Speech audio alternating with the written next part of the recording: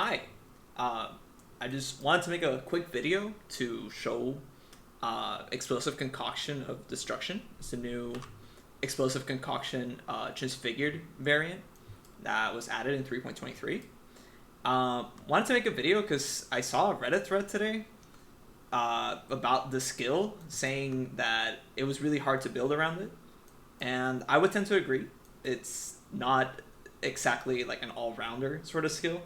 But the thread kind of came to the conclusion that the skill was universally bad and just wasn't really going to be all that useful. And I disagree. I think it's actually a pretty decent skill. So unlike the regular version of Explosive Concoction, this skill is kind of more for hit based. It scales with crit multi, right? It has better crit chance, but a little bit lower base damage. So usually you want to go like Ignite Elementalist with Explosive Concoction, but this version is a little bit more for crit and hit based. And that means that you have to build more into Flash Sustain. So that you can see I'm taking the Magnate, basically just for the 50% increased flash charges gained, which is better than a tier 1 mod that you can get on a rare belt. But double damage is also nice for bigger shocks. I'm not getting to the 400 strength for triple damage, though if you can get there, it's pretty nice. But yeah, I basically just tried to build a character that is pretty tanky. I haven't really been able to scale damage a huge amount, and that's something that the Reddit thread also mentioned, was that like the skill kind of plateaus hard. I don't know how much DPS they had, but at least for me, I got to like, I think this is 4 million DPS. It depends a lot on, like if you can get Onslaught,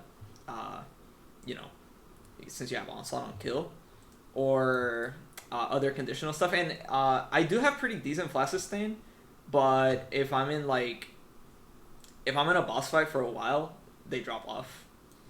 But yeah, generally I'd say this is actually a consistent character. It doesn't suffer too much. It's really, really tanky. And just to show how tanky this is, this entire time, I'm actually in the hidden with damage mods.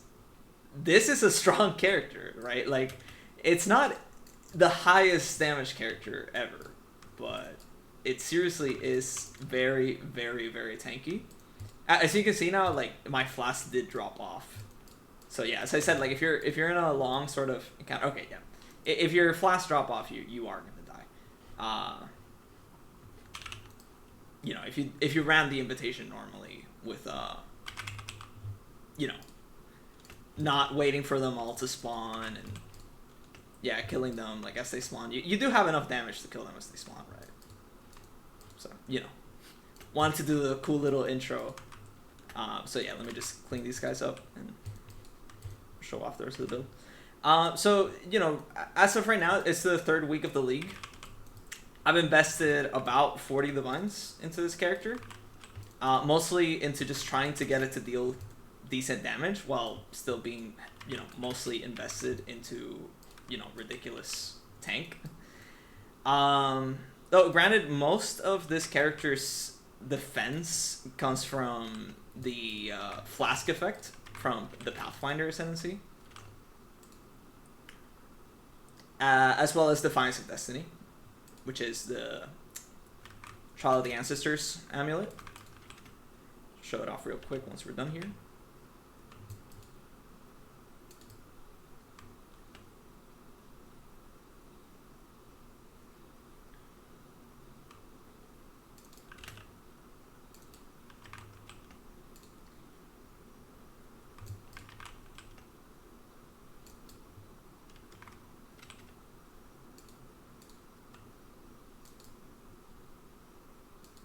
Okay, there you go. So, not particularly impressive, but I think that being able to do, like just face tanking the hidden with the level of gear that I have, which is to say, like, medium investment, like I don't have a Mage Blood or a Headhunter or anything. Well, not that a Headhunter would help here. So I think it is overall a pretty solid build. And let's go over the gear real quick. So For this character, I'm using Lightning Coil. I'm taking Fist as Ellie. I'm not taking full Fist as Ellie, so you can see I'm not using a Taste of Hate, because, I mean, that's something that the Reddit thread went over. It's like, if you go for unique flasks, like Taste of Hate, you definitely have much better defense while mapping. However, there's two really big reasons why I think magic flasks just outperform even, like, you know, triple elemental magic flasks. And number one is because you get better, like, consistent offensive mods. So, you know, like attack speed and crit chance. I think it just outperforms the unique equivalents. And the second thing is charge recovery. Right, so here we can get up to 50% charge recovery as a tier 1 mod. It does make your flask kind of annoying to roll. I rolled my Ruby and my Sapphire first, and then for my Topaz I just bought the Fractured base for 1 Divine, because, well, it was pretty annoying to get one specific mod. You know, you have a little bit more flexibility when you're rolling your first two, because you can get, well, for your first one you can get either stun, attack speed, or crit, and then for your second one, well, you have the 2 remaining, but then for your last flask you would only have 1 option for the suffix.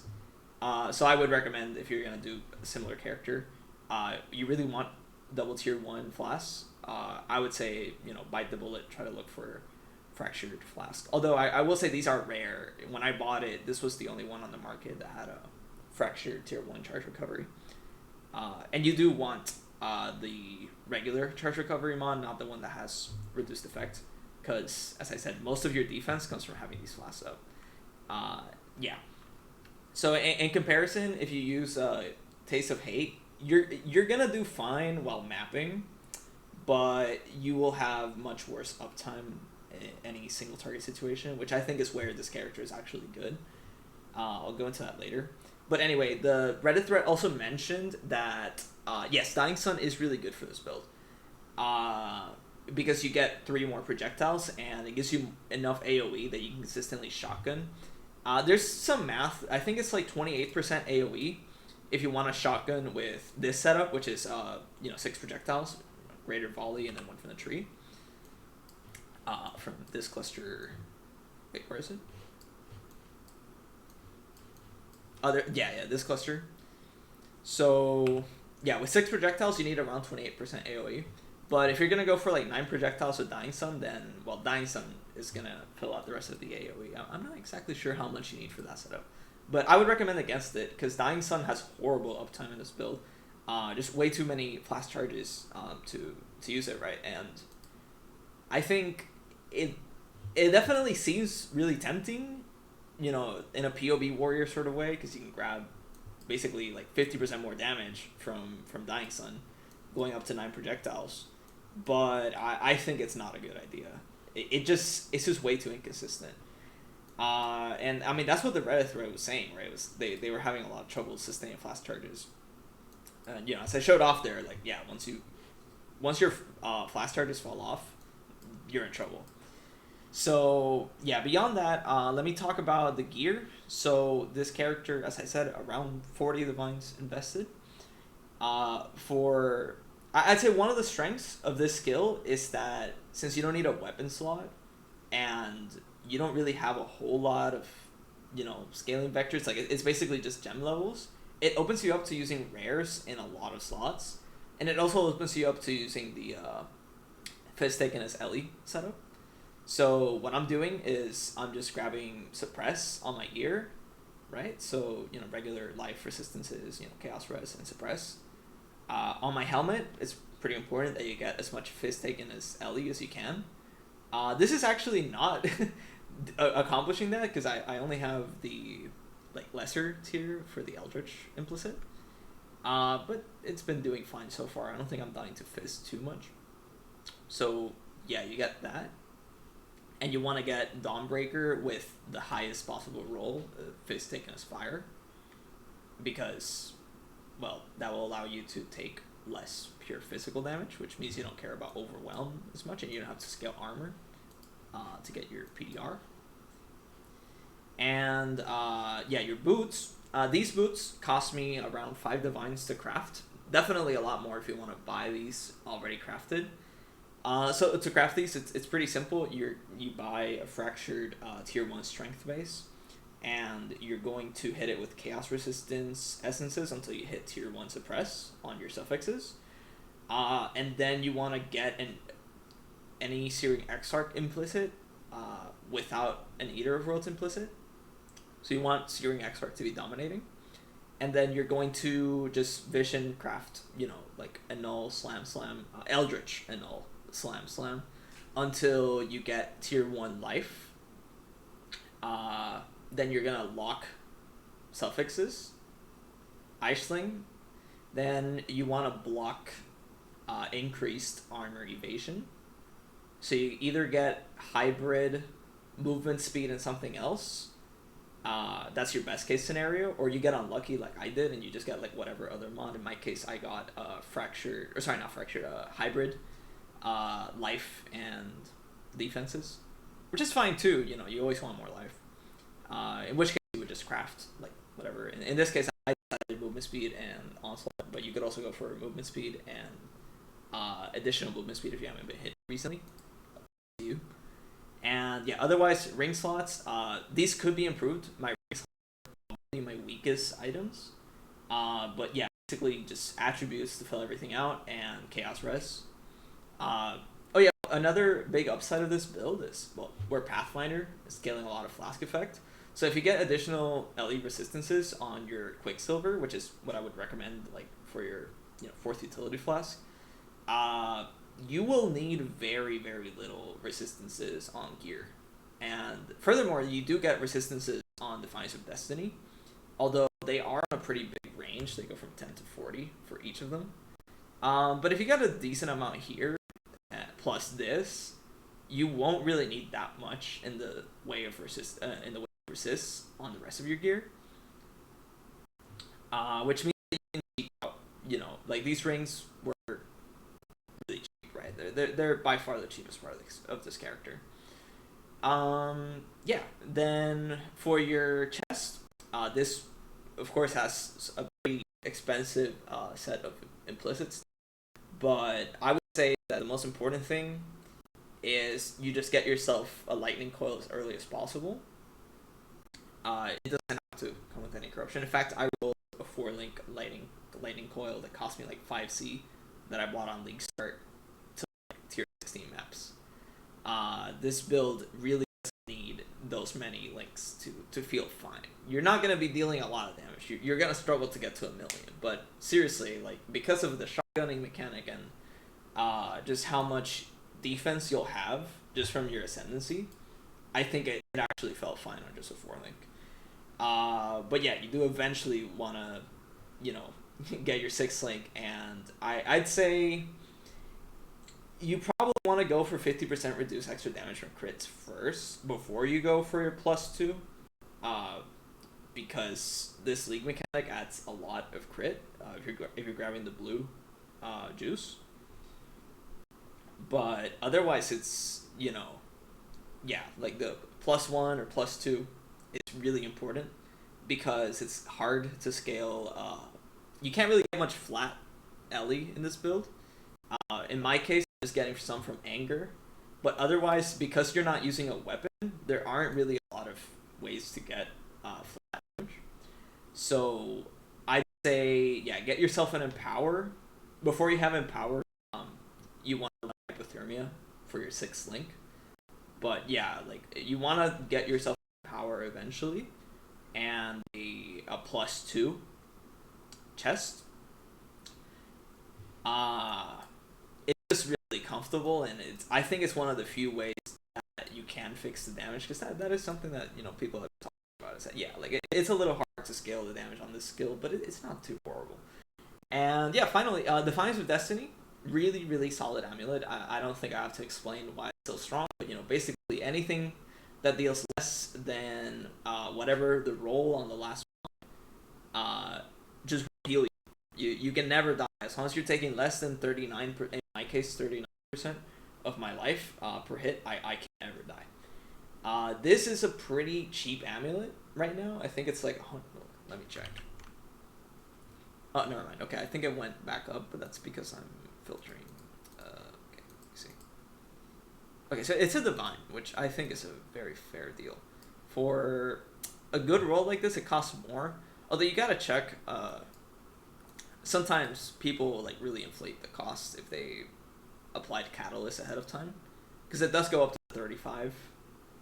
And yeah, you just have to keep that in mind. Like the Catalyst will inflate the cost. It's cheaper for you to just buy one and Catalyst it yourself. It goes up to 42 if you have a perfect roll and 20% Catalyst. But yeah, I mean that's just basic overview. Let's go over the jewels real quick. So something that is pretty important for this build, and it will help you a lot, is to do your homework in Path of Building. Well, let me switch to Path of Building real quick. So I actually learned to use this for the first time. You want to find yourself a Brutal Restraint with as many extra flash charges gain nodes as possible. So the way you do that is you go down there, right, to find Timeless Jewel, and you want to search for a Brutal Restraint with any Conquer. We're not going to grab the Keystone, and you're going to go for, where it says search nodes, and type in flash charges, and you can add this notable, but it's not notable. It's like an extra line that goes on your notables, and it will search for as many, it'll find a bunch of seeds that have the desired modifier. So in this case, it found some seeds that have 3 occurrences, and then it will let you find them on trade. It's pretty sick. And of course, you can also generate some fallback nodes. So these are the nodes, or the extra lines that give you the most DPS. You can also go for. You can sort by other things. So you can sort by life. I think life is the only useful one for Brutal Restraint. I don't think any of the other defensive modifiers. Well, there's blind. Yeah. So you might want blind, or you might want more life. But in my case, I just went for whatever had the most damage. So I ended up with a little bit of increased damage on the other nodes. But yeah, see, you can see it adds flash charges gained there, and here, and here. So that's 30% increased flash charges gained from a jewel socket, which is pretty nice. It's definitely pretty important if you want to get this build to feel good, is getting as many sources of additional flash charges gained as you can. But yeah, otherwise, pretty important detail. I'm using Warden of the Magi. So this is kind of like a weird option, because you probably should use Primalist, right? I've decided to go with Warden of the Magi, basically just for this node, right? For the movement speed and the life. That's basically it. It's a little bit hard to get percent life in this build, because you are pretty stretched on the tree for, as I said, all the different sources of flash charges. But also you want to get a lot of sources of, I'm getting a lot of the accuracy from the tree. I guess that's something you could investigate if you could improve. But yeah, it's a little bit difficult to get a good amount of percent increased life on the tree. So I decided to go with Born of the Magi so I could get close to 5k life. If you're not going to run content that needs 5k life, then you should probably run Primalist, right? And I just wanted to go over real quick, I think that this build is pretty decent as an all-rounder, but it's not really an all-rounder, right? You probably shouldn't try to do Ubers, and you probably shouldn't try to do, really hard, Wave 30 Simulacrum on this build. It's probably not what you should try to be doing with it. Instead, I see it as more of a... I think this build, because of how fast you can go, and because of how tanky it is, it's really, really good at heist. I've made most of my money through heist and also running Maven invitation sets, right? So like Twisted, yeah, and you'll rarely die. You know, I'm level 98 on this character. It's the highest I've ever gone on a League Star character. I didn't buy XP at all. Just running like. I mean, I can show you the kind of map I was running. I was running these price of protection maps, right? So maps like this, 8 modded, corrupted maps. I was running the league mechanic with these. I mean, this particular one I can't run because of cannot leech, but yeah, I mean, running maps like this and leveling up is, you know, it's something. This build is really, really tanky. You can get extremely defensive and still deal decent-ish damage. You know, I'd say it's pretty strong for an off-meta skill. And yeah, like that's my conclusion. I don't think it's gonna tear the meta apart. It's definitely not that kind of, you know, like super strong. It's not tornado shot, but it is pretty decent at what it does, which is being pretty fast and tanky, and still like managing to deal pretty decent amount of damage, right? So I guess you can think of this like a build that's pretty good at heist, but you can still map with it, as opposed to like a dedicated heist character. But yeah, anyway, that's just my take on it.